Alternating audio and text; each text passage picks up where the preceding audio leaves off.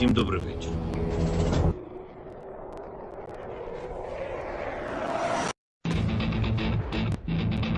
On behalf of the brave, on behalf of every father and every mother who waits for freedom, on behalf of our warriors, and paves the way for a new history.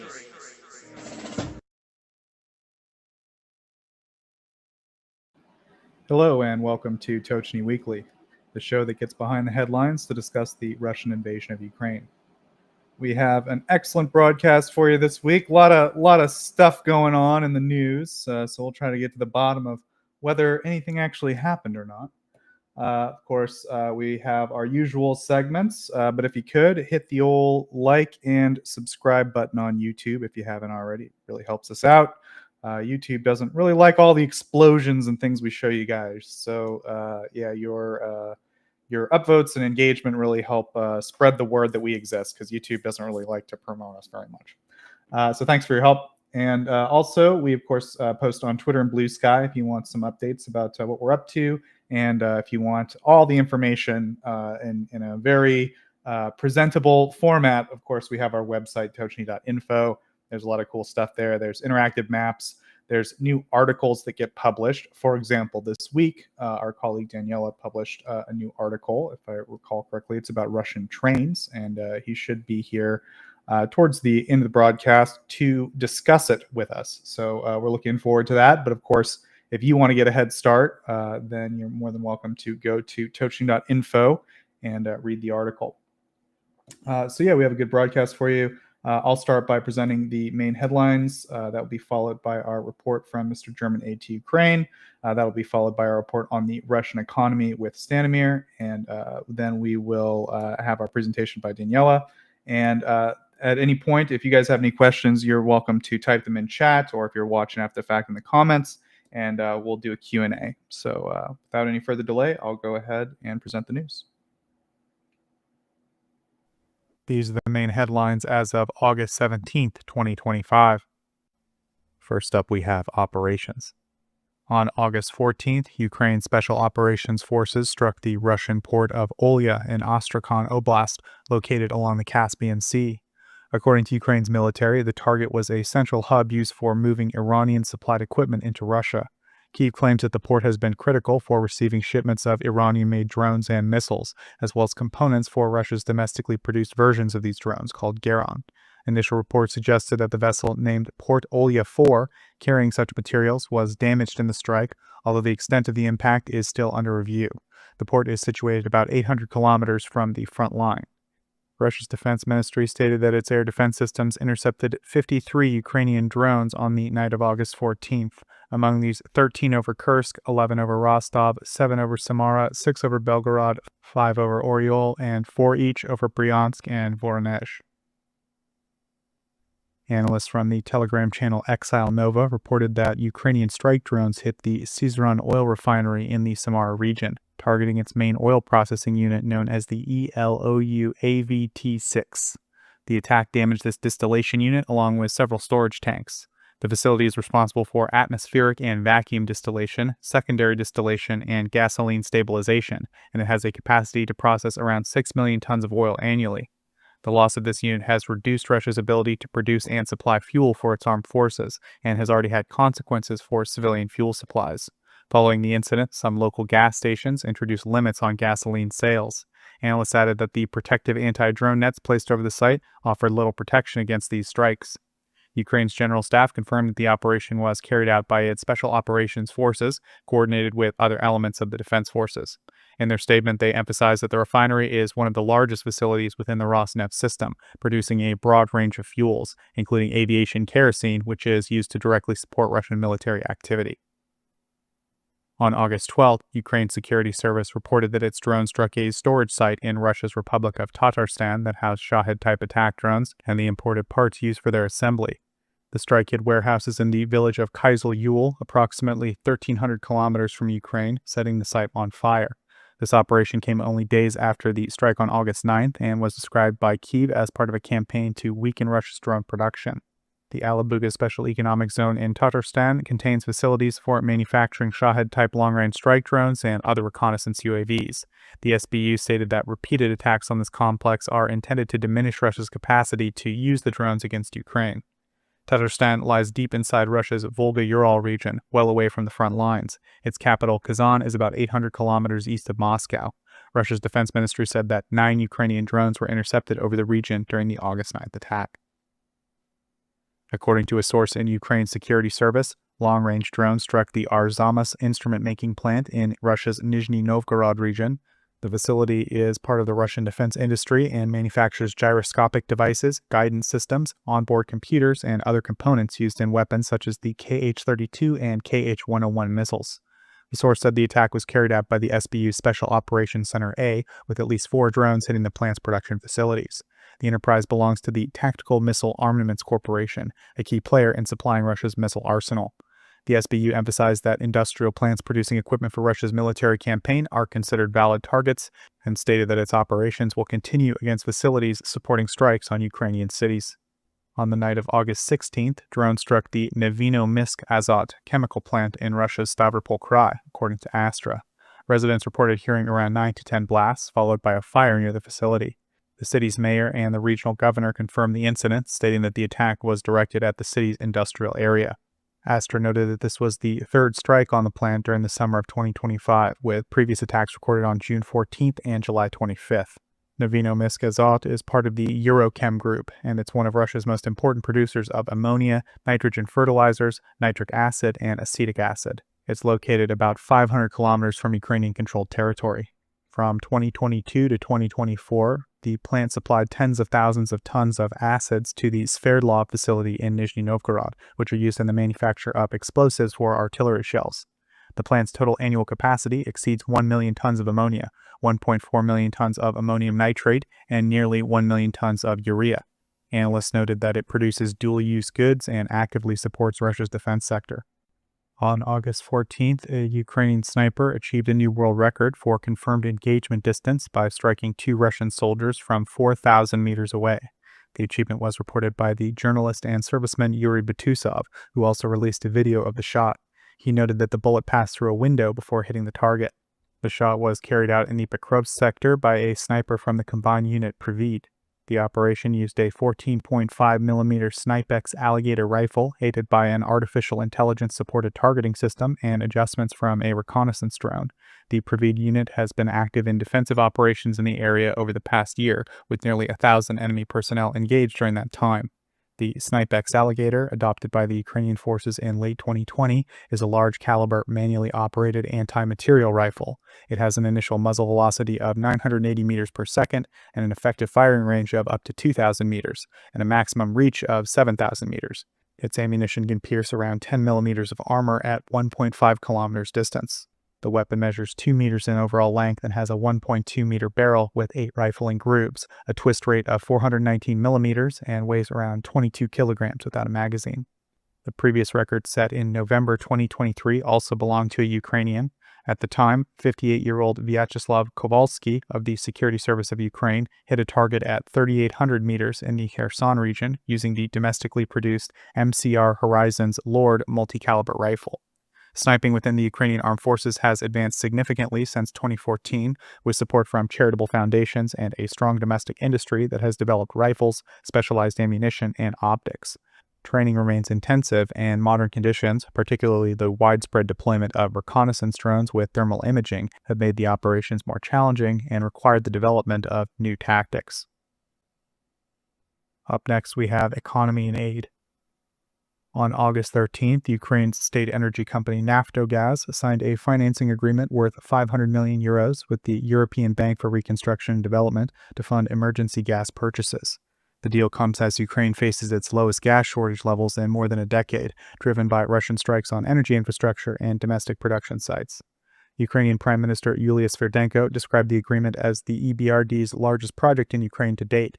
She highlighted that for the first time, such financing is being provided with an EU guarantee instead of a Ukrainian state guarantee. The European Commission will cover 90% of the loan through the EU's Ukraine Investment Framework. According to the EBRD deputy head for Ukraine, Mark Magaletsky, the arrangement allows Ukraine to reserve its state guarantee capacity for other reconstruction projects. Naftogaz stated that the funds will be directed towards purchasing gas through contracts meeting European market standards, with more than 30 suppliers identified for participation in the program. As of August 2025, Ukraine's gas reserves stand at just over 10 billion cubic meters, or 32% of storage capacity, the lowest in at least 11 years, according to Expro Consulting.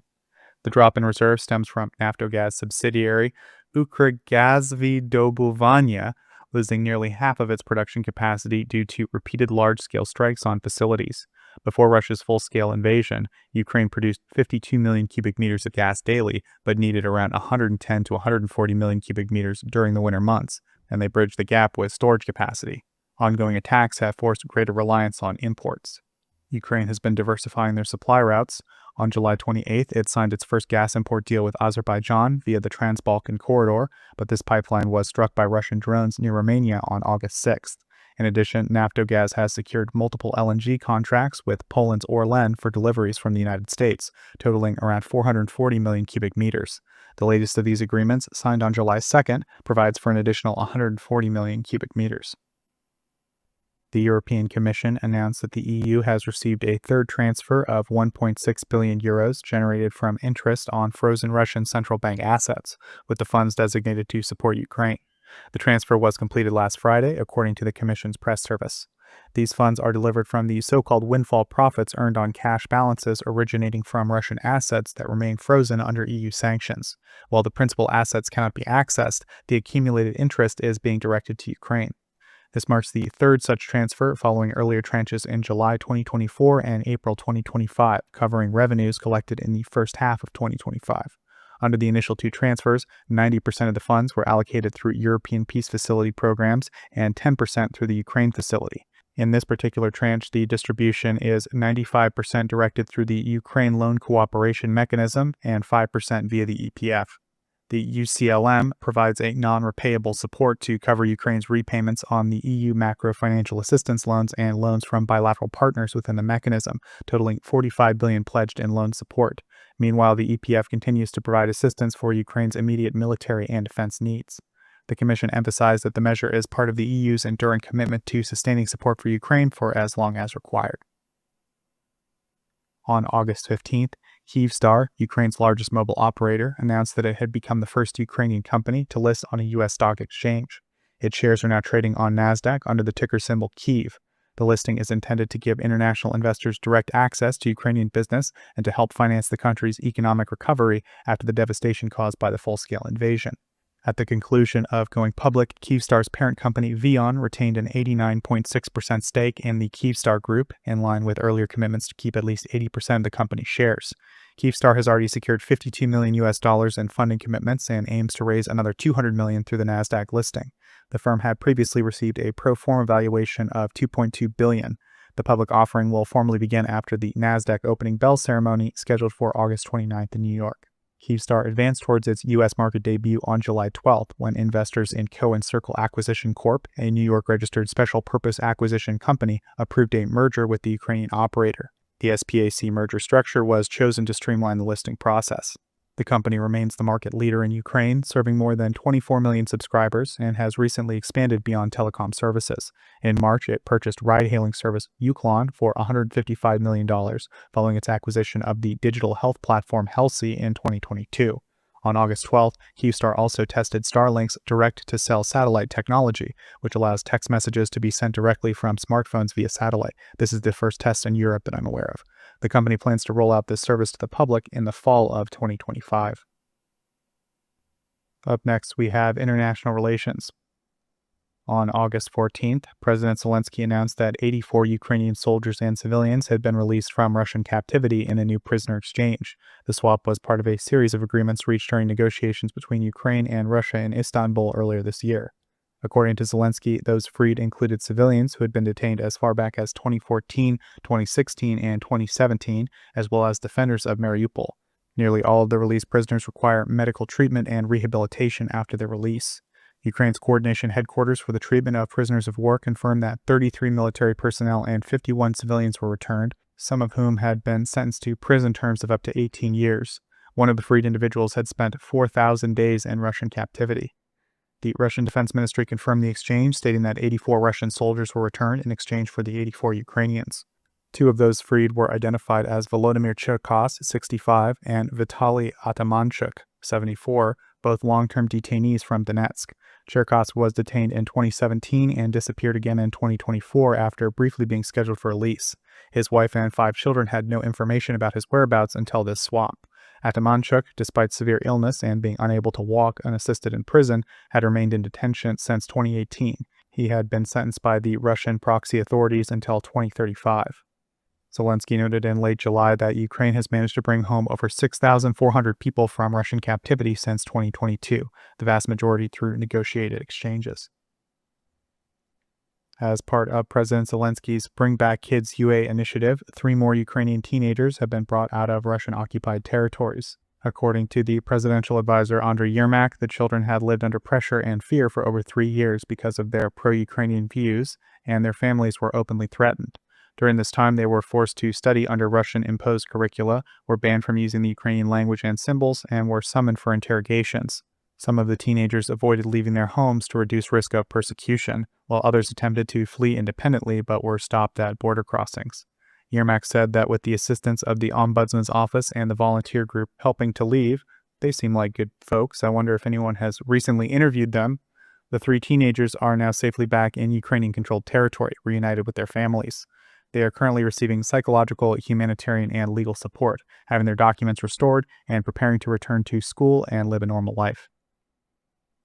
On August 13th, Estonia declared senior Russian diplomat Dmitry Prilepin, the first secretary of the Russian embassy in Tallinn, persona non grata, ordering him to leave the country. The Estonian Foreign Ministry said that he had engaged in activities aimed at weakening Estonia's constitutional order and legal system, fostering divisions in society, and assisting crimes against the state, including sanctions violations. Foreign Minister Margus Tsahkna stated that the decision was taken in response to ongoing interference by the Russian ministry in Estonia's internal affairs, stressing that Tallinn would not tolerate actions organized by a foreign power on its territory. It added that Estonia would brief its international partners and allies about the case. Estonia, which shares a border with Russia and is a member of both NATO and the EU, has accused Moscow of carrying out subversive and hybrid operations in the Baltic region. Since the beginning of Russia's full-scale invasion, Estonia has reduced diplomatic ties, closing its consulate in St. Petersburg and offices in Pskov, while Russia has closed its consulate in Narva and consular office in Tartu. Neither country currently maintains an ambassador in the other's capital. And last item this week, the high-profile summit between U.S. President Donald Trump and Russian President Vladimir Putin in Anchorage, Alaska on August 15th ended without a breakthrough on ending the war in Ukraine. The meeting, which lasted nearly 3 hours, involved the Secretary of State and the Special Envoy Steve Witkoff on the U.S. side, and Foreign Ministers Sergei Lavrov and aide Yuri Ushakov with Putin. While both leaders described the talks as constructive, they acknowledged that no deal had been reached. Trump said that a couple of big issues remain unresolved, but insisted progress had been made, leaving open the possibility of future agreements. He emphasized that there's no deal until there's a deal, and said he planned to brief Ukrainian President Volodymyr Zelensky and NATO leaders following the summit. Putin repeated Russia's long-standing demands, including a ban on Ukraine's NATO membership and Kyiv's withdrawal from occupied territories in Donetsk, Luhansk, Kherson, and Zaporizhia. Following the summit, Trump called Zelensky in what the Ukrainian presidency described as a long and substantive conversation. Zelensky confirmed that he had been briefed on the outcome and announced that he will meet Trump at the White House on August 18th. He said Kyiv supports holding a trilateral meeting between the United States, Ukraine, and Russia with European participation. According to reporting from Axios, Trump told Zelensky that Putin opposes a temporary ceasefire and prefers a comprehensive settlement. Trump reportedly said he generally agreed with Putin's position, later adding in a Fox News interview that Ukraine must, quote, make a deal, and that it's really, quote, up to President Zelensky to get it done. It's interesting he agrees when the ceasefire was his idea, but whatever. European leaders, including the heads of the European Commission, European Council, France, Germany, Italy, the UK, Finland, and Poland, issued a joint statement after speaking with Trump about the Alaska talks. They welcomed U.S. efforts to pursue peace, but insisted Ukraine must retain its sovereignty, security guarantees, and the freedom to decide its own alliances. They emphasized that Russia cannot be given veto power over Ukraine's EU or NATO path, and that international borders cannot be altered by force. The leaders also pledged continued sanctions and economic pressure on Russia until a, quote, just and lasting peace is achieved. At the close of the Alaska summit, Putin invited Trump to Moscow for further negotiations. Trump said he could, quote, possibly accept the invitation, although it would be controversial. Both leaders departed Alaska shortly after the press conference, not taking part in a scheduled lunch, and Putin laid flowers at the Fort Richard Memorial Cemetery before leaving. This meeting marked the first in-person encounter between Trump and Putin since Trump's return to office in January of 2025. And that's it for the main items this week. We will now move to the next segment.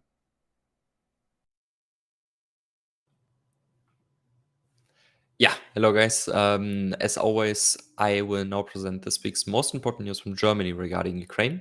However, this week was very quiet when it comes to actual meaningful news, and I want to spare you with the ones which are not really meaningful. So I only have one single item to report about, which is why I also don't have a presentation this week. I think that everyone can agree that this would be, just too much work for nothing.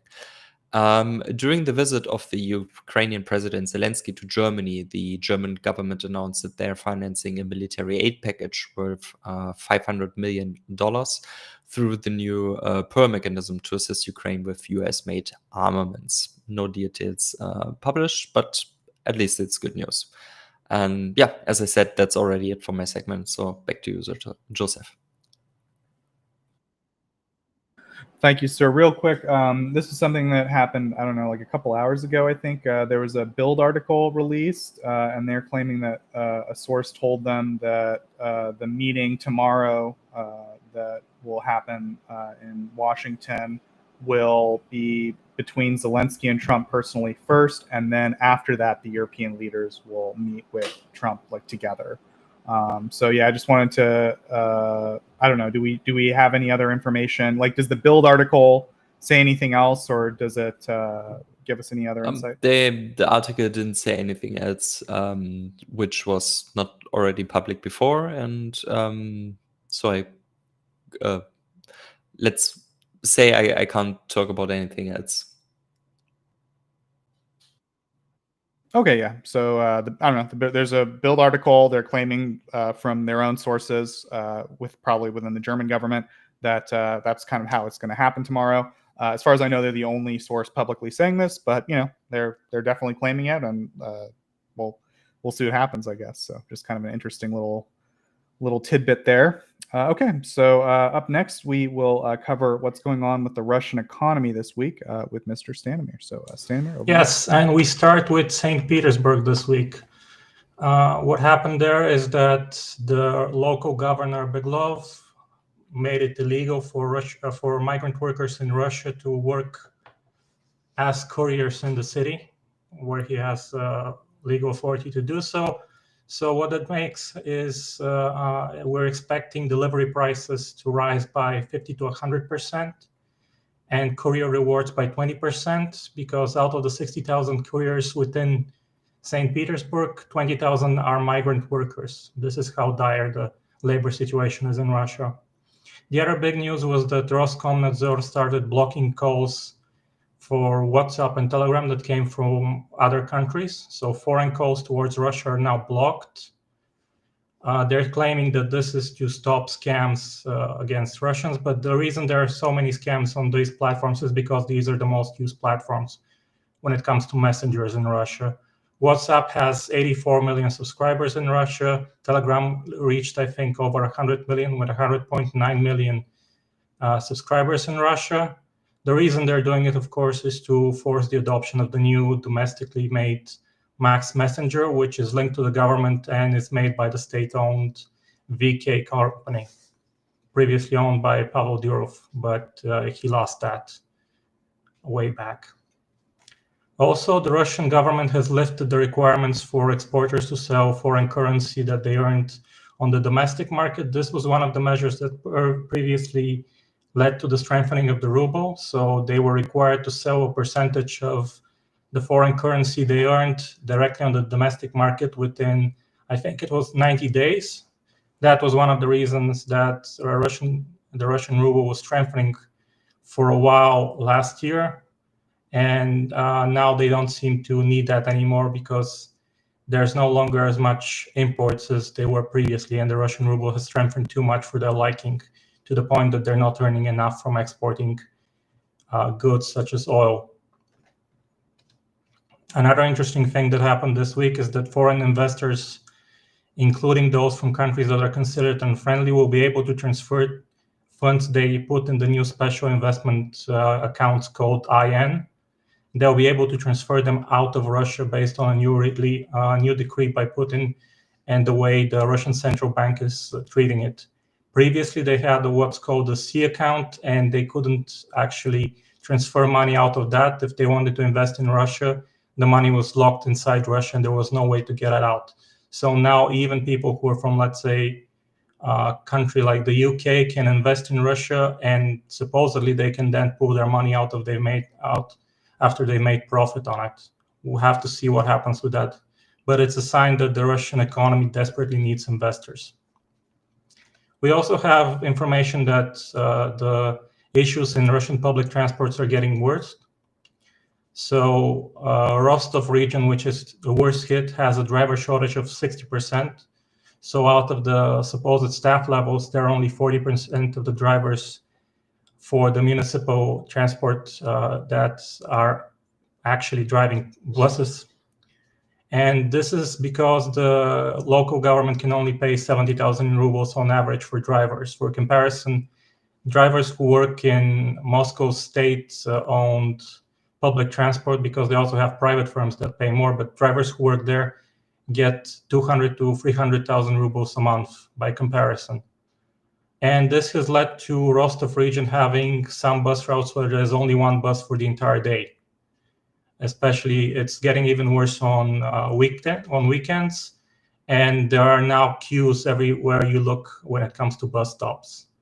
This is happening all over Russia, and that's why I want to bring it up. Rostov has it the worst, but I've seen stories from the Altaysky Krai, I've seen story from Buryatia, I've seen story from Zabalkaysky Krai, I've seen story from Voronezh if we come to the European part of Russia.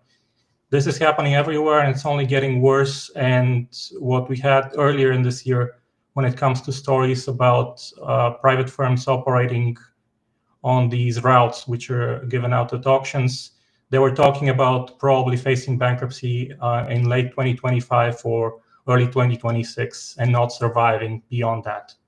In Moscow, they're also not spared because, like I said, the local private companies pay more for drivers. So the state company in Moscow has a chronic issue of driver shortages. And the same is true also for St. Petersburg, where we saw, I think it was last year, where a driver drove off a bridge because he fell asleep, because this was his second shift in less than 24 hours with only 4 or 5 hours of sleep. So this is going to be the next thing that's going to collapse in Russia. Public transportation is severely impacted. The final major story that I saw this week was Putin saying that there's actually an increase in unemployment in Russia, in both official and unofficial unemployment, because there's a decrease in the number of job ads on Russian websites. The data doesn't support that. Actually, what we're seeing is that there's a chronic shortage of labor, but Russian companies are no longer able to afford the high salaries to attract people.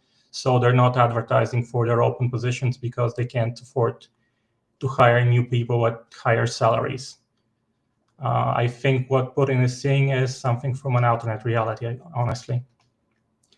Now, when it comes to banking, we had news about 90-day overdue mortgages and car loans. They have grown by 97% and 85% in annual terms in the second quarter of 2025.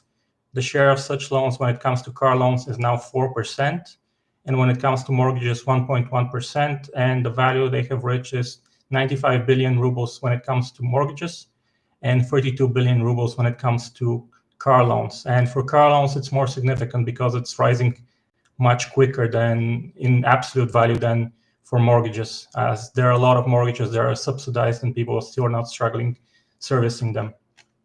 When it comes to commodities in grain, the Russian Sofecon Analytical Center raised its forecast for the harvest of wheat this year in Russia from 83.3 million tons to 85.2 million tons. This is due to Rosstat raising the figure of the sown area by 300,000 hectares. But again, this doesn't take into account the bad weather they had this year and the damage is done to the harvest. So we've yet to see if actually this is going to be the new figure for the grain harvest this year. There's also estimates from Rostov region and Stavropol and Krasnodarsky Krai about the damage they've suffered for grain crops and leguminous crops. This is estimated for farmers to have been damaged to the tune of 70 to 80 billion rubles. That is close to $1 billion for farmers just from those two regions, which is significant for just those two types of crops. When it comes to metals, the Taman terminal called Oteco, which is primarily focused on shipping coal, has now started shipping iron ore, and it's shipped so far 600,000 tons of iron ore, and is planning to ship 3.5 million tons of iron ore by the end of 2025.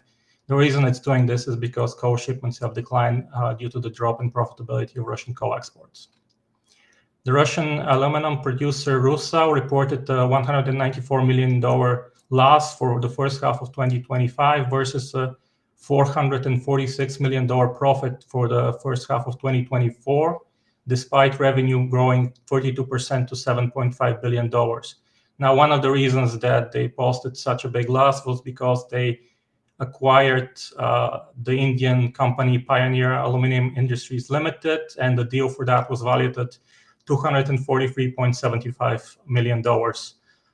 But the rest of the decline in profit is real, despite the growing revenue. When it comes to oil and gas news, the biggest news this week was that the price of A95 gasoline in Russia rose by 0.44% in the last day of trading on Friday, and it hit a record of 80,510 rubles per ton. This is an absolute record for the A95 gasoline, and it's been impacted both by increased exports earlier during the year and also by the damages to refineries that produce A95 by Ukrainian drone strikes during this year. Because of that, the Russian government is going to extend the ban on gasoline exports from August 31st to September 30th. Now, this will be banned for both trading companies and the large producers. Previously, the large producers were allowed to export, like refineries could export gasoline freely, despite the ban for everyone else. Now it's banned even for them. And also, finally, Russia is going to probably allow ExxonMobil to regain its 30% stake in Sakhalin-1 LNG. This was taken away by Putin with a decree. The hope for them is that if they give it back to ExxonMobil, they can ask them to lobby the Trump administration to lift sanctions. It's a desperate attempt to get someone to do something for them. In construction news, according to the Russian Deputy Prime Minister Husnulin, 20% of Russian real estate developers are at risk of bankruptcy. And he also said that 40% of Russian developers might not finish their projects if the interest rate remains that high. That is, they may go out of business and not be able to actually finish the buildings they started. And he's saying that before the high interest rate, 70% of the mortgages were non-preferential, and now 80% are preferential. That is with state support. This, however, is not true. In this case, this is another attempt to throw central bank chairwoman Nabiullina under the bus, because before July 2024, most of the mortgages that were being issued were the state support mortgage that was discontinued in July 2024. And this is why people were able to afford buying more houses, because the Russian government was subsidizing an even larger part of the mortgage market, not because the interest rate was that much lower. When it comes to interesting data points,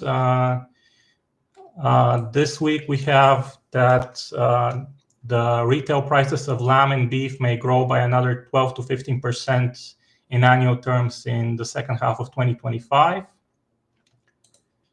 We have also the amount by which the Russian social pension rose from July 1st, 2025, and it rose by 2,000 rubles since the start of the year to 15,534 rubles on average.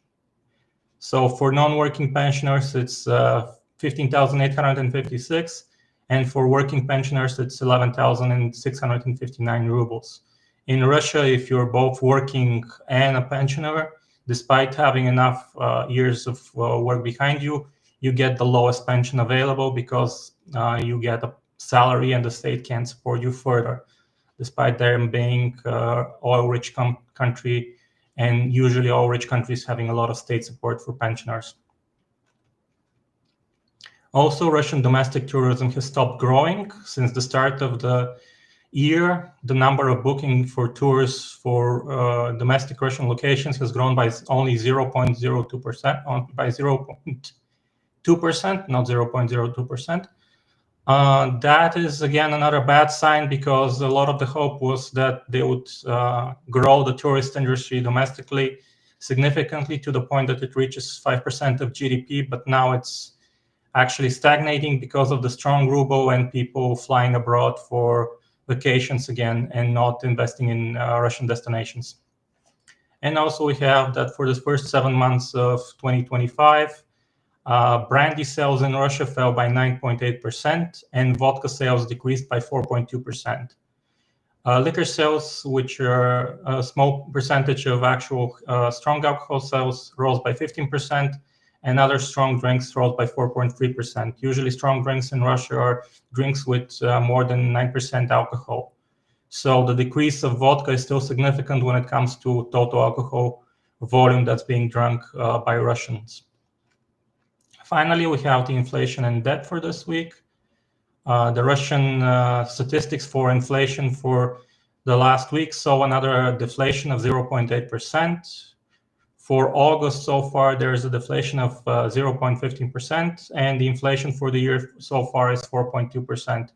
However, I have to point out that in August, this is a usual thing where inflation turns into deflation, because the harvest comes in and most of the produce that's available is at a much lower price than previously available. Like, for example, but fresh potatoes grown in Russia are now available, versus previously they were importing potatoes at a much higher cost. So when it comes to debt, the Russian Ministry of Finance managed to sell in the first auction for the week 52 billion rubles at the yield of 4.1%. Again, the yield is dropping because there's optimism in Russia. And in the second auction, they managed to sell only 8.7 billion rubles at the yield of 13.69%. Again, this is one of the lowest yields this year so far. And that's it for the business news from Russia for this week.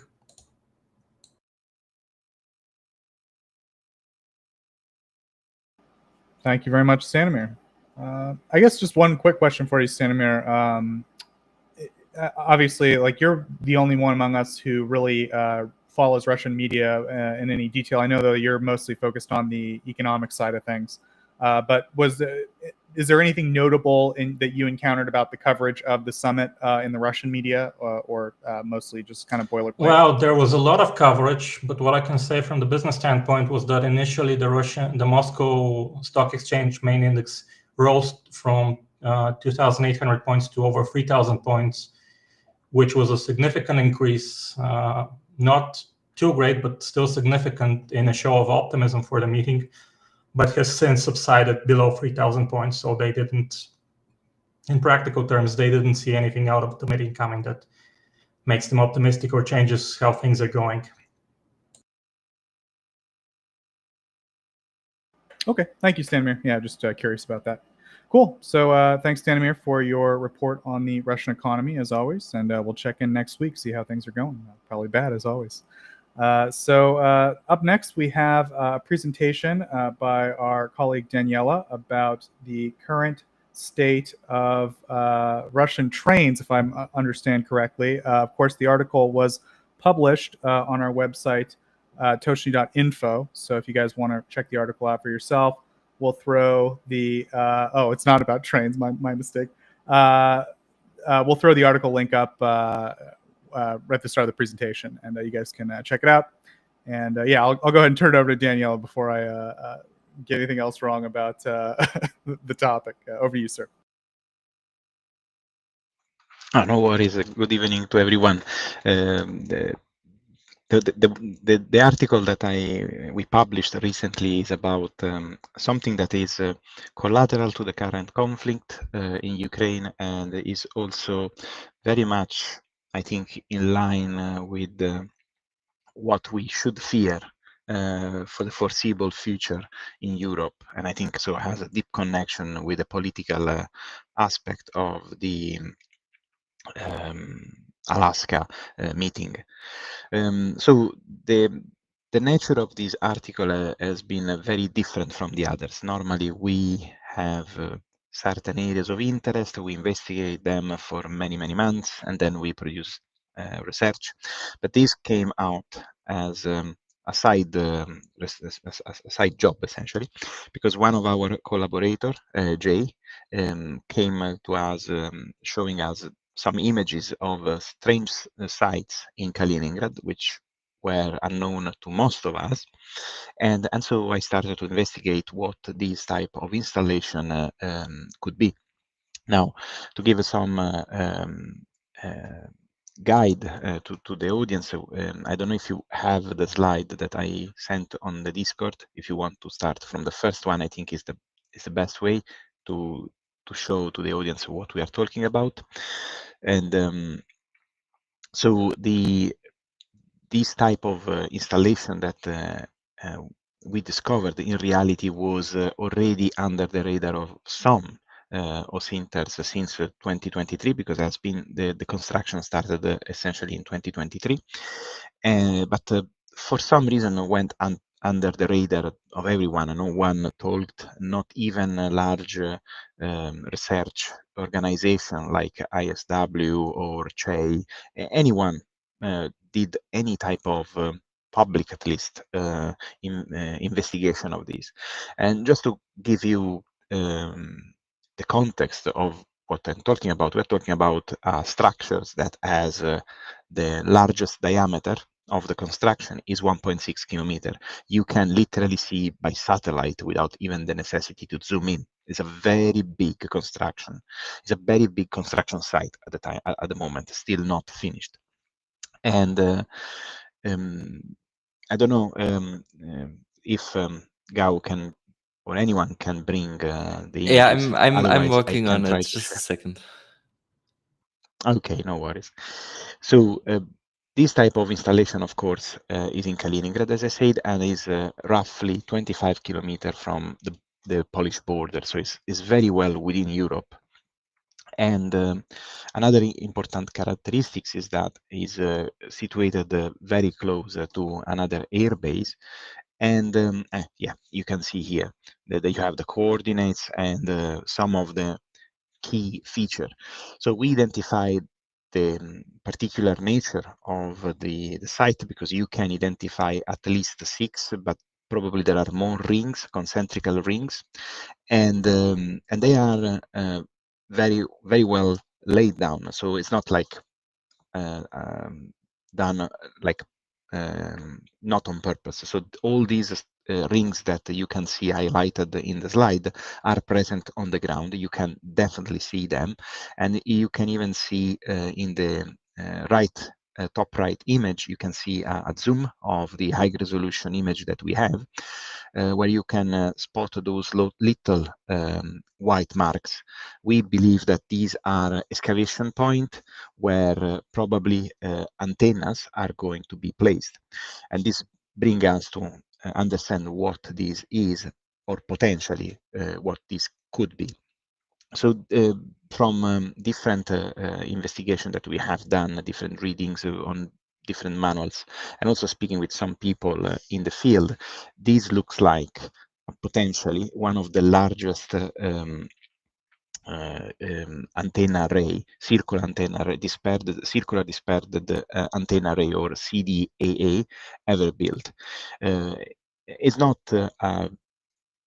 is not a first. The Russians have been building these type of site everywhere during the Cold War.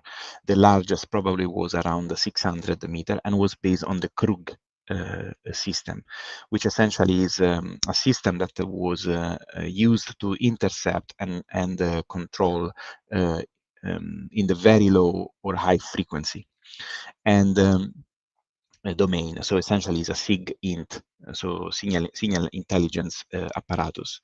The reason why we believe is something like that is because there is no presence of other foundation. There is no construction anywhere aside the center, and normally this is essentially how this type of structures looks like.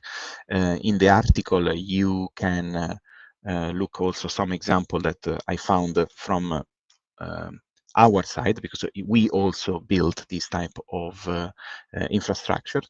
And the main another feature that you can visually see is the fact that there is a substantially large perimeter wall that surround the entire site, which further increase our suspect that this is not a farm, but is a military site. And the reason why this type of installation is concerning is because you don't build these if you don't want to spy or obtain information on your adversary, in this case us. And it's based within Europe, so it's capable of scanning at very long distance, up to 3,000, 4,000 kilometers. So it's very much able to listen any and also perform in some cases, if possible, they can also be used for EW, so electric warfare. And the most important things that I want to underline is that we were not the first, as I said. There were also radio nukes that identified this site at the very, very early stage, and also planes and things, which is another OSINTER, who came to me privately after I published the article, because there is also another potential use of this important site. It could be a receiver for another system, another transmitter that is built not far away from here, which of course requires a very large receiver antenna, because it's essentially working as an early detection system. So there are different potential use for this site. We're still investigating because the site is still under construction, so it's very difficult also at the moment to say exactly what it could be. But due to the shape, due to the way on how it's constructed, it is a very much potential a CDAA. And just to give you some number, all the rings are very much in line with the frequencies that we found in the classified CIA document on the Krug system. And the diameter of the external ring of potential Krug system of this dimension is 1,600 meters, and this is exactly 1.6 kilometers, and allows you to work in 0.19 megahertz. And then you start to scale down every 200, 400 meter. And this corresponds with the dimension that we have identified. So for example, you can have another ring at 1.4 kilometer, and you scan essentially at around 0.21 megahertz, 1 kilometer, 0.3 megahertz. So the dimension of this site and the dimension of each concentrical ring allows you to scan in a precise bandwidth. Of course, you can tune as well, but essentially this gives you access to a precise bandwidth. This type of installation, as I said, are mostly use these antenna arrays, all distributed along the circumference, and they essentially irradiate outwards in order to obtain and intercept any signal in that particular bandwidth. Due to the very short frequency, very low frequency, they have a very long wavelength, so they can arrive very, very far away. And depending on other parameters, of course, the inner rings works at much higher frequency. So normally they are between the lower and medium frequency domain. There are other slides. I think there is another one if you want to show that give you an overview, yes, of how things evolved. You can see here between the 18th of March and the 22nd of July, these are images in low resolution from Sentinel-2. So this is to give you an idea on how clear the site is. I never, in these 4 years that we do this job, I never seen a site so clearly from Sentinel-2 because it's massive, it's enormous. And you can see around the 18th of March, the road has been laid down, and then after that the progress were slow, especially because in order to prepare the site you need to level the ground and to have also the ground a bit excavated and compacted. In fact, in another images which we can go later in SAR resolution, you can literally see the whole of the entire installation. You can see that between April and May, you can already see the appearance of this enormous dish. And by July, essentially, most of the critical work and roads and also perimetral work are already at a good point.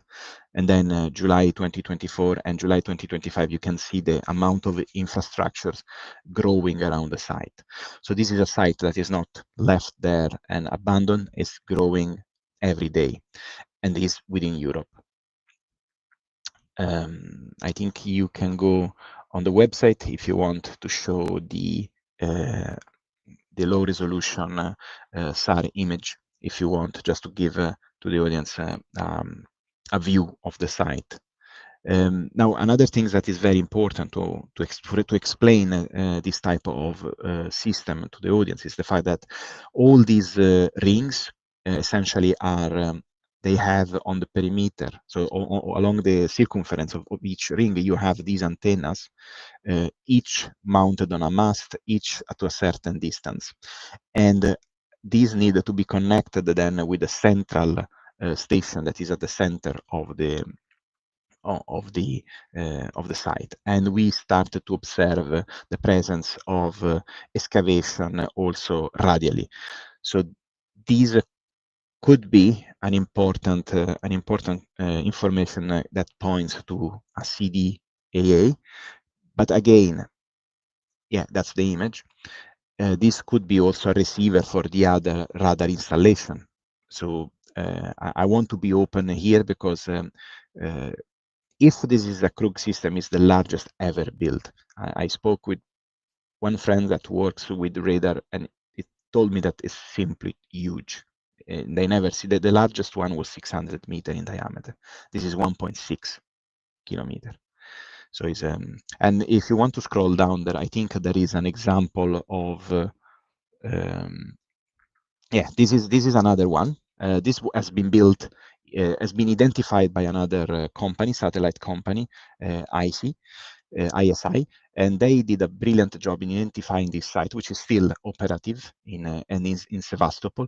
And this is 160 meters, so it's 190 meters. Is a dwarf compared to the other one. So this type of system is very well used by the Russians. And I have to tell you that this is not the first system that arise recently, because CSIS identified the two systems like this on Cuba, newly built just in Cuba. And it's likely these are not related to Russia. It's very likely that these have been built, funded by China to observe San Diego, all the naval bases in that region, to observe and monitor communication. So there is a path that shows us that these adversaries are building the infrastructure for a reason, because they need to be able to spy on us, they be able to acquire information on us. And if you scroll up, I think I don't know. I removed from the article, but I may post later on an high resolution image of the last one in function in Germany. Germany has one of the last one, or probably the last one operative in Germany. Yeah, I mean that's all I have to say. If you want to go down, you can see an image from the classified report from CIA. I put also, this is the map. This is during the Cold War. These were the site where this type of antennas, system of antennas, were positioned, and you can see that they were on the border of. Yeah, that's the report. And yeah, a lot of pages unfortunately are hidden, but this report essentially allows you, if you read carefully through the pages, which unfortunately is not very well readable when you present here, because there are a lot of page missing, so you have to go, but it explains you very well the range of frequencies and the type of bandwidth that they use, and also show some maps, which was the most interesting thing. At its peak, USSR had around 31 Krug system along the border of Soviet Union, and the range of dimension was between 150 and 300 meters in radius, so 600 meters in diameter. Again, the one that they are building is one of the largest ever attempted to be built.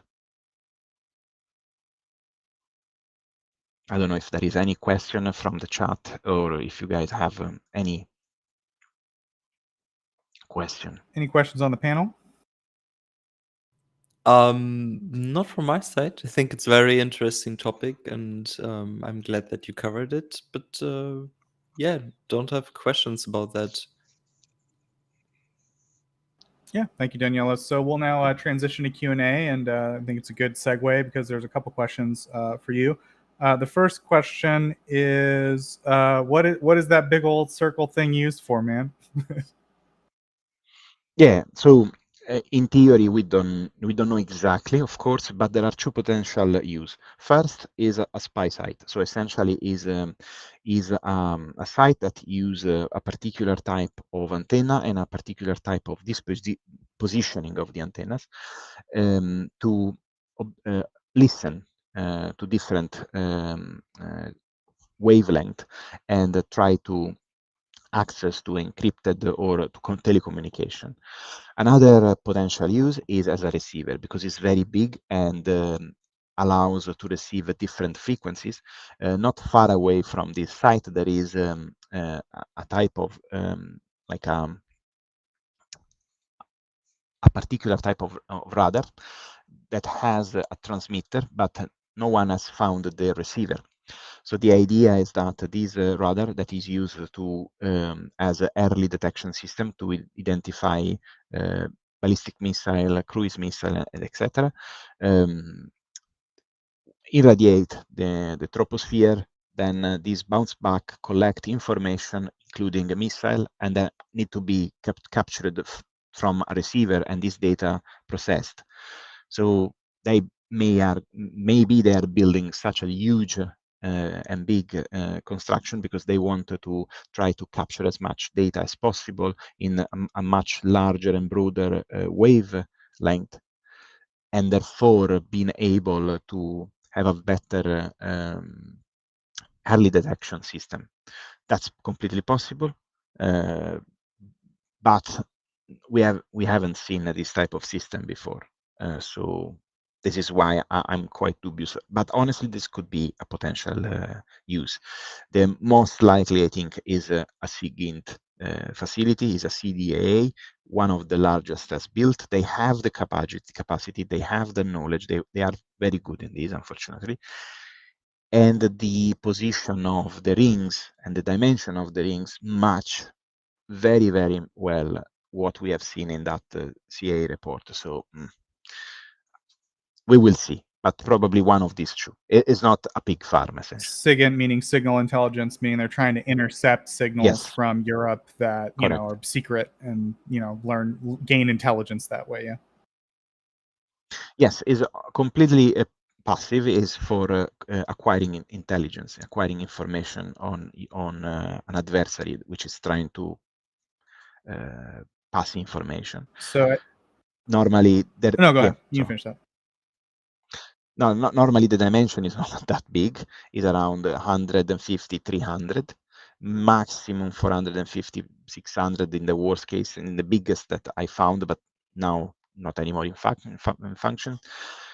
1.6 kilometer is big, because I mean that is the largest ring. Then there are all the others. So this means that that facility can serve a very large range of frequency, which makes sense, but it's huge. I mean, So as you said, we don't know for sure what it's for. There's a few possible purposes, but I think it makes two possible purposes, yes. But it makes sense, kind of what you're saying, that it's a big old listening station in the middle of Europe.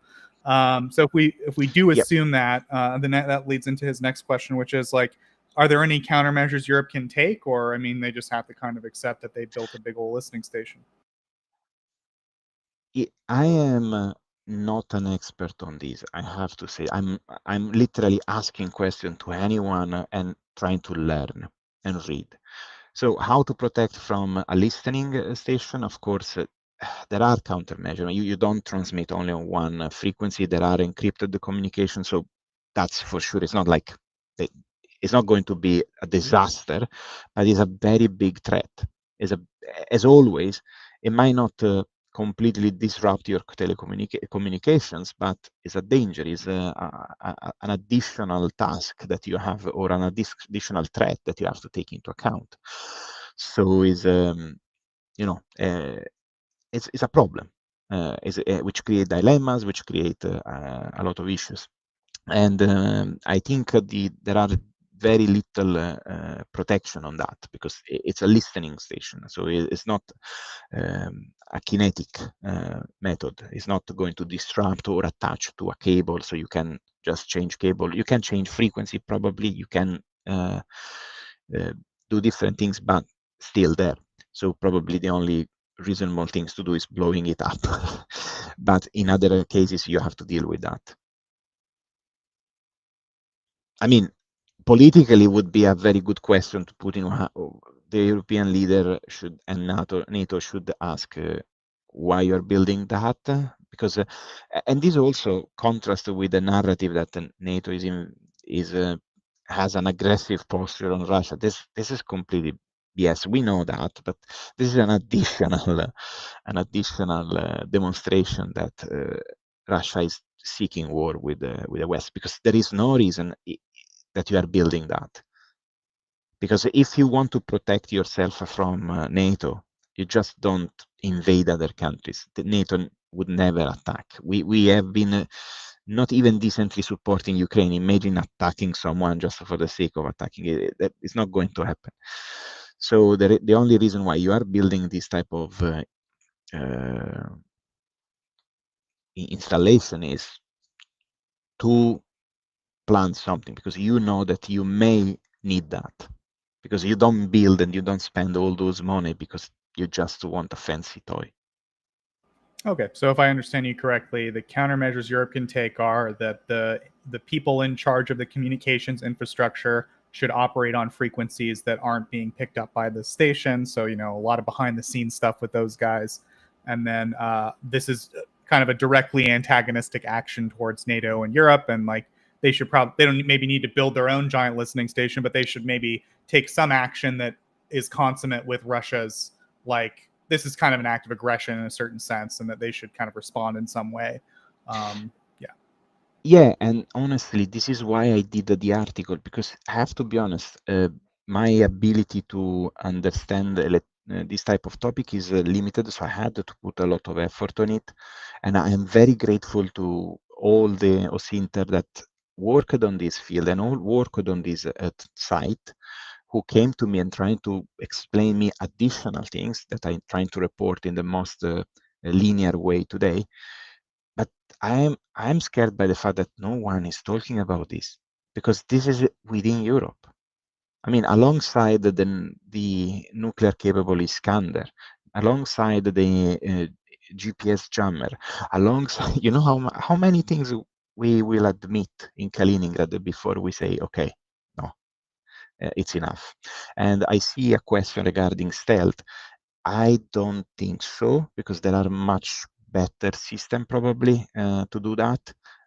Maybe I have no idea on that, Thierry. I'm sorry. I may say something wrong, so I can't tell. But I would think that there are other means. I know that you may no, probably not, because you are working to a very low frequency, very long wavelength. I doubt, but this is where maybe John would be helpful here. I don't know, Thierry. I'm sorry, I can't. I have no idea. But these type of sites are mostly done for listening or looking at, in case they are a receiver for a radar. Maybe they can do that, but most of the time they look for missile threat. And there's one more general question, which is how often do you get new satellite images from places in Russia? I guess we'll add to that on a clear day, because I know I see a lot of the GeoInt guys get real mad when there's clouds. So we have to assume there's no clouds in the sky blocking us, and assuming that, how often? This site looks like very much lucky for us, because I never seen much cloud, and because probably it's very hard to work during winter. Most of the work starts in spring, March, so because it's so big, you don't need too many images to see changes. And for Sentinel-2 is okay. I didn't found like a day that you say, oh no. But for high resolution, we are at the mercy of when they updated the public release image, like the one that you are seeing just now, which are from 2024. So the site is probably different now, because those details that I described to you, the construction side, the roads, all these, the circle are much much more difficult to see from the raw resolution image. If you pay, and I hope that we will have means to pay more, I'm trying to look at some potential route. We can look at these more often. At the moment, we have to rely on Sentinel, and when images from high resolution images are released, or potentially a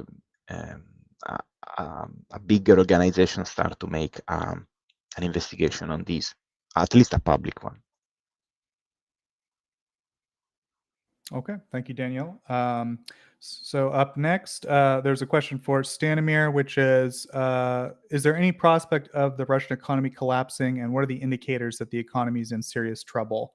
Yeah, so like, how would you define a collapse of the Russian economy, and what indicators would you want to look at to like determine whether or not that's happened? Well, we have collapse of sectors, and that's showing us that things aren't going well, and also demand is collapsing within Russia. What indicators? Well, there's the monthly industry data that Rostat releases, which shows decreases for most of civilian industry. Those are the ones I follow. There's also sectoral news that comes out. As for indicators that Russia is collapsing, we've already seen that Russian domestic industry, when it comes to non-military industry, is practically in a recession, and it's declining significantly. We've seen the automotive industry decline by close to 40% over the last few months.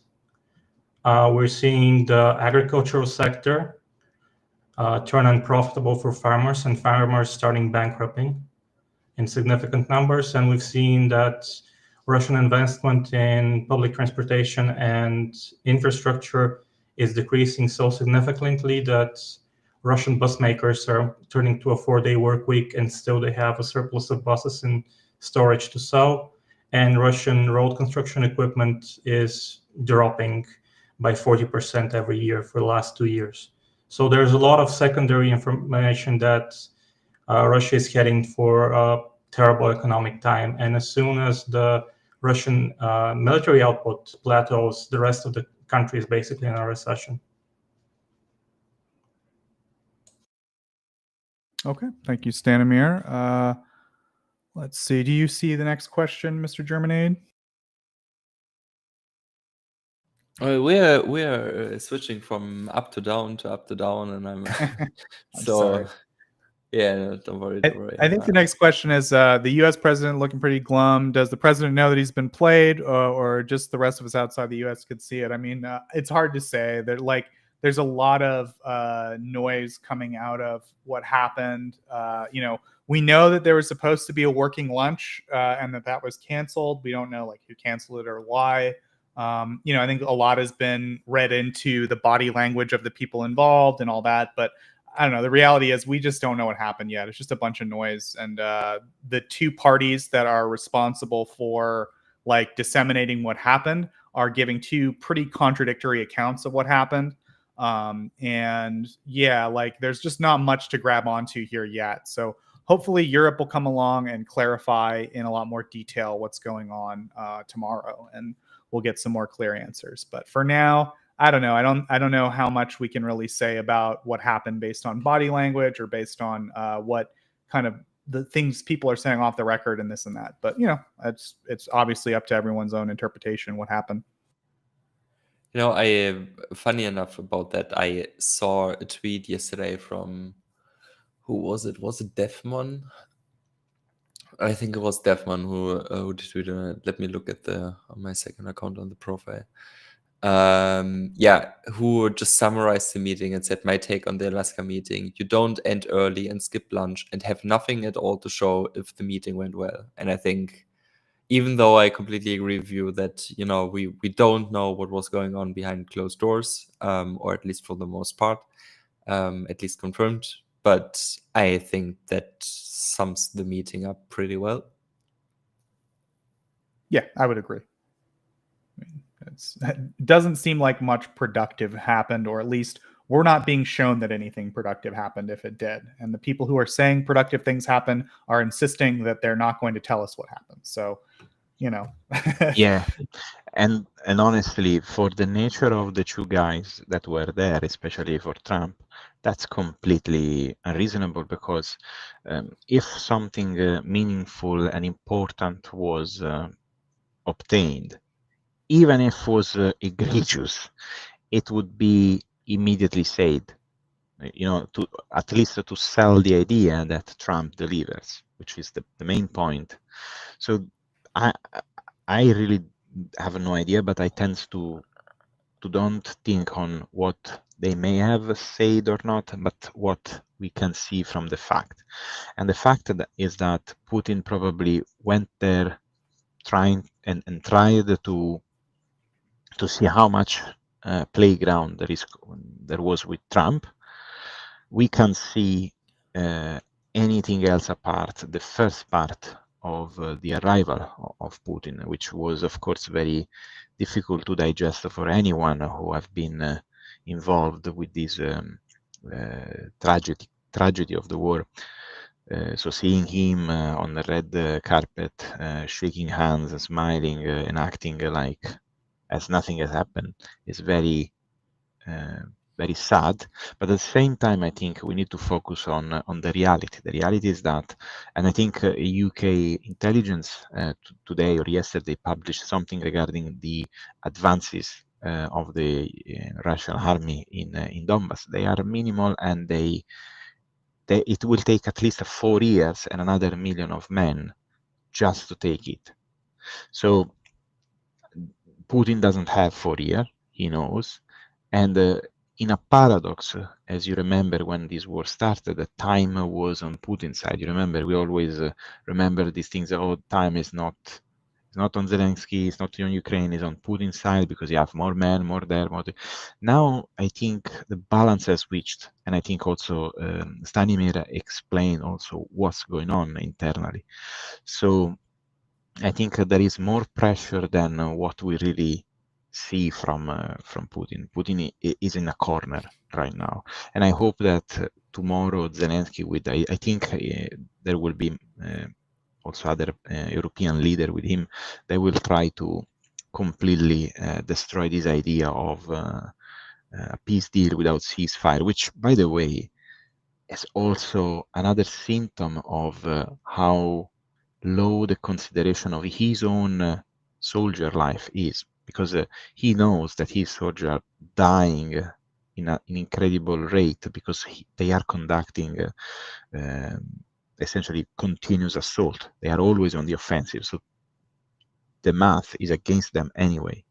So instead of thinking, okay, I may freeze the conflict and gain, even if you want to restart, but then you say, I care about my men because they will anyway need to fight later. So I stop the conflict now. I do a ceasefire now, and then I will do again. I mean, I don't care. No. He just don't care about his own people's life. He decided, no. We will have the peace deal, and in the meantime, they will continue to fight, which is terrible if you think in World War I was completely the opposite. Even both sides, in particular the Germans, due to the incredible losses of life per week, they decide, no, we have to reach the ceasefire as soon as possible because every day 10,000 people dies. No, in this case, Putin decided, I don't care about even the lives of my soldier, just carry on. As much as I can get, I will get. So I don't think he's in a good spot. I hope. Yeah, I think part of the problem has been just the level of media noise about this has been so much, and they just have so little to actually go on substantively that it's just resulted in, as like, I would say there's sort of like 4 or 5 versions of what happened floating around. You have basically the press that was at the press conference in Alaska. They kind of are reading into the body language and stuff. Then you have Trump, who kind of came out and said, like, basically, I made a lot of progress, but I'm not, it's not a done deal yet. And then you had the Russian version, which is basically Putin's version, which is like, I went and I got everything I wanted. And like, I look, I have a lot of prestige. I can just go talk to the American president and he rolls out the red carpet for me. And then you have Witkoff's version, which is like, Russia agreed to give up some of their territorial demands and they agreed to Article 5 NATO protections for Ukraine. And then you have Rubio's version, which sounded like it was kind of for the Europeans, which is like, look, nothing's really changed. Like, US sanctions are still on Russia, and like, we're still going to sell weapons to the Europeans to give to Ukraine. So, and then you have, you just have like all these different versions of it. And like the media is sort of treating all of them as simultaneously true. And generally speaking, when I'm dealing with stuff like this, when it comes to like Russia or like the Trump administration, as far as I can tell, it's usually better to wait and see if there's any alignment with the different stories. Like, if everyone tells a different story, but everyone agrees that, like, I don't know, Trump and Putin ate cookies first, then that's probably the part that is true. Obviously that method isn't like foolproof or anything, but I think it's a lot more effective than just like agreeing that everything is simultaneously true. And I don't know, it seems to me like the media is just like grasping at straws and just kind of, I don't know, like not a lot substantive. There's not a lot substantive. So they've been kind of speculating in overdrive. And I don't know. I would just like to see more focus on more factual and substantive stuff versus just kind of getting distracted by noise. And that's, I think that's one of the things we try to do at Tochnyi is like really analyze like what is really happening versus just what is everyone endlessly talking about, because they're not necessarily always in alignment.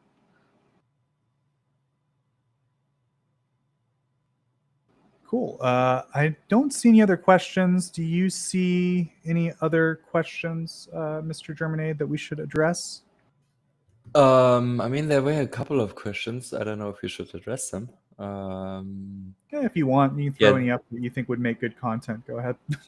Yeah, I think we talked about that pre-stream from Matt Kirk at Broadcast. Get in the Putin meeting just a way to stop people talking about the Epstein files. I would say I don't think we know for sure, obviously, but if it worked. Like, the media was definitely distracted by this for a good week. They talked about it happening, and then when it happened, they talked about it, and they're still talking about it. And if you pull up news about Trump and you pull up news about Ukraine, like this is what comes up. So I would say if that was the case, it was successful. Do you have anything to say, Germany? Yeah, I'm honestly, I don't know how to value that tactic, to be honest, because let's just say the media. I'm not living in the US, thank God. So I don't know much about it, but let's just say there's like daily reporting about the Epstein files, Trump being a pedophile or not, or being on the island or not. I mean, basically being the same, right? And let's just say he wants to have a, what's the English word, diversion from that events. Is it really necessary, or is it even, I don't know, is it good to fuck up on a foreign policy scale so much as he do right now? I mean, I would understand when the news media, whatever, are completely filled with Trump being a mastermind at foreign policy and Peace Nobel Prize incoming or whatever, but everyone is mocking him. I mean, is it really working better for him? So I don't get that tactic, to be honest. If that was a tactic. Yeah, I would agree with you. It doesn't seem like it was the primary motivation. I think there are other motivating factors for why it happened, but I'm sure that to some extent someone was like, hey, this might get us out of this negative media cycle that our administration's been stuck in for a while. But as we said, we don't have any special information. Do you want to add anything else? Nope. Okay, and then any other questions we should address? Sorry, searching for it. I think there is one from Kaliningrad to all of us. On the very bottom, or see real quick. Yeah. This is M. Melchio mentions this. I was reading in the news that Putin accepts Western security guarantees for Ukraine. This is what I'm talking about, where this was just Steve Witkoff who said this in kind of an off-the-cuff interview, and he said a bunch of stuff that like no one else has corroborated. And honestly, Witkoff has been criticized for not really seeming to understand what the Russians are saying in the past. Like he's claimed the Russians have said things in the past, and then when asked for clarification, Lavrov or an authoritative Russian source basically says, no, we never promised that. So this is a case where I think the Western media really went nuts and is just taking Witkoff's off-the-cuff statements and claiming this is what happened. And the reality is like just Witkoff saying it, not even totally clear that he has a solid grasp on what's going on. So, maybe it happened, maybe it didn't. I would lead towards like probably no. Anyway, we can go to the next question, the Nothing Burger question. Yeah, so the question from Kaliningrad was, for all panelists, was Alaska a nothing burger for Ukraine, despite all the bullshit? Are we allowed to say that on YouTube? I think so, yes. Yeah, I mean, you said the P word. That's way worse. What, pedophile? Yes, please stop saying it. We're sorry, YouTube. Yeah, we're just doing news here. Yeah, it's yeah, we're just a news show. We're just a humble. Yeah, news no bullshit here. We're straight facts about pedophiles. That's right. So, no, despite all the bullshit, nothing changes for Ukraine. Tochnyi, your thoughts, please. I would say I'm of that opinion. I think Mr. Germany is maybe a little bit more pessimistic about it, or I don't want to frame it that way. But like, yeah, I think you feel that a little bit more has been conceded here, and I think I'm a little more like nothing's really substantively changed.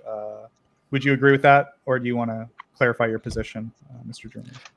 No, I'm absolutely agreeing. I mean, I can, regarding the Daniel, can you mute yourself, please? We can hear you typing. Oh, sorry. Yeah, don't worry. I immediately have to think back to actually a survey which was conducted a day prior to the meeting in Alaska in the ZDF Politbarometer, and many Germans talked about that. And honestly, when I just go briefly over it, 84% think that Trump, prior to the meeting, Trump can't mediate a permanent ceasefire between Russia and Ukraine. 82% of people surveyed deny that Putin has a genuine interest in a lasting ceasefire. It's, everyone was pretty much agreeing that this meeting is just, plain time waste. And honestly, I thought the same. I still invested all the time and later regretted it because, it was just a waste of time. And yeah, nothing burger. Yeah, I think we both agree, but we have like a slightly different interpretation of like what does nothing happen mean. And I think in my world, like the question of like a loss of American prestige or Trump kind of making a fool of himself, like those are all real tangible things that do matter, but they're not really quantifiable. So I file those under like nothing changed, nothing happened. Whereas I think Mr. Germany is a little bit more like those are real things, and that is something that actually happened. Like the U.S. did just fumble a foreign policy thing, and the U.S. did just like humiliate itself to a certain extent, which I agree with. The images of Trump with his arm around Putin or clapping when Putin arrived, and those soldiers rolling the red carpet out, those are like humiliating pictures for the United States, in my opinion. Like those are all real things, I think, to Mr. Germinated. Whereas for me, they're like less quantifiably measurable, so I don't file them that way. But I think we largely agree about kind of like the ultimate result, which is like nothing substantive happened, but U.S. reputation was damaged a bit, or a medium amount, depending on interpretation. Sorry. Yeah, go ahead. If I can add something, the thing that had me worried initially was that there was talk that the U.S. could offer initially some help with airliner engines and American airliners, which was for me an issue that they might offer it as an olive branch, and Russia can get a lease on life when it comes to its civilian air travel. But we're back now to no engines and a collapse within 2 or 3 years.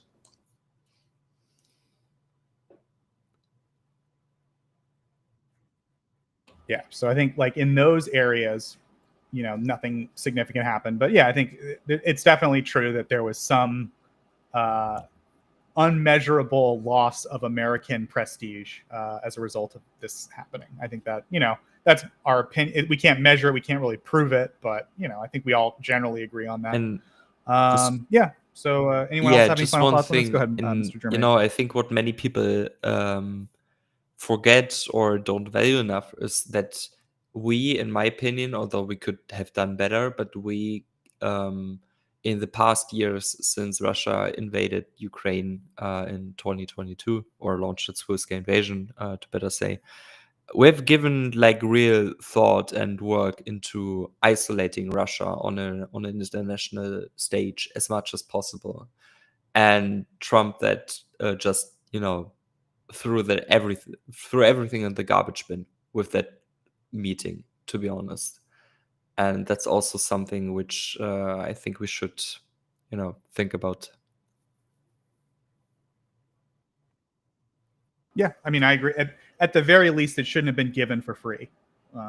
If there was a meaningful concession made, I might be of the opinion, oh, well, we just give them a stupid meeting, fine. But we didn't get anything out of it. So we just gave it to them for free. And that is infuriating to me. I agree. Cool. Well, yeah, so I think we'll all be paying attention tomorrow for the big meeting. I think that when the Europeans will make things a bit more clear for us, because there's just so darn many of them going. And, they're all going to talk to each other and kind of triangulate what the heck is going on. And then that we'll probably get a few different statements from them, and we'll be able to have a much clearer picture, I think, of if there's any new, result from all this. So, yeah, we'll see what happens tomorrow. We'll talk about it next week. Any other final stuff for Q&A? Yeah, or just we're one quick question. I actually don't know anything about it, but you probably know that, Joseph. Does Kellogg speak fluent Russian? To my knowledge, no. And the only reason I have any like proof or whatever you want to call it is that there was a lot of discussion in the Western media that he was using translators provided by the Russians. And, that was kind of unusual. for a special diplomatic envoy to do. So my general understanding is he doesn't, but if anyone has any source that contradicts my understanding, then definitely put it here, because I'm not like an expert on the topic, but I do remember reading news coverage that he was using Russian translators provided by the Kremlin, essentially. And that was obviously questionable. why weren't we bringing our own translators? I was just going to so my ask it, guess yeah, is- why don't bring your own? But yeah. Yeah, so I would assume from that he doesn't speak fluent Russian. Although even if you speak fluent Russian, there's reasons to have translators there. But it seems unlikely to me based on the level. He seems to misinterpret almost everything the Russians say, and he's using their interpreters. So I would guess no. But yeah, I'll Google it after this, and if I was wrong, I'll issue a huge on the correction official next week. Tochnyi account. So yep. Yeah, that's right. We'll put a picture of me, like a video of me, like I'm really sorry. Okay, so yep, I think that's it for this week. Thanks everyone, of course, for tuning in. Thanks to our panel. We had a great panel this week for presenting all of the diverse information about the Russian invasion of Ukraine, as you always do. You guys always ask great questions. You encourage us to continue. We appreciate all of your support, all of your engagement, all of your questions.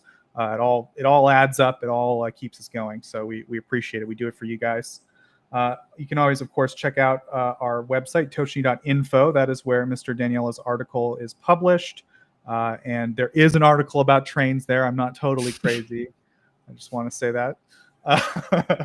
But yeah, check out the website. There's a lot of great articles like the one presented today, and interactive maps and other things like that. It's Tochnyi.info. You can also check us out on Twitter and Blue Sky. We post some updates there. But you can always find us here. We broadcast every week at 2100 Kyiv time here on YouTube. So we'll see everyone next Sunday, 2100 Kyiv time. Slava Ukraini. Heroem Slava. Heroem Slava. On behalf of the brave.